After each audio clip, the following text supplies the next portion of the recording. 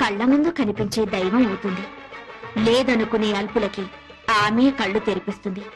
నైవేద్యాన్ని ఆ అమ్మనే పిలిచి తినిపించాడు ఓ చిన్న పూజారి. ఓం శ్రీ కనకదుర్గా దేవి దత్తాత్రేయ, నేను ట్రస్టీ గారితో మాట్లాడొస్తాను. త్వరగా నైవేద్యం పెట్టేసి మేయర్ గారింటికి ప్రసాదం పట్టుకెళ్ళాలి. నేను వేద పాఠశాలకు వెళ్ళాలి, తొందరగా రండి. అవన్నీ తర్వాత, అమ్మవారికి నైవేద్యం పెట్టాకే వెళ్ళు. నేను ట్రస్టీ గారితో ప్లేట్ల కలెక్షన్ గురించి మాట్లాడి వెంటనే వచ్చేస్తాను. ఎక్కువ మంత్రాలు చదవకుండా త్వరగా కానీ పులిహోర పైన జీడిపప్పు కదలకుండా నైవేద్యం పెట్టు.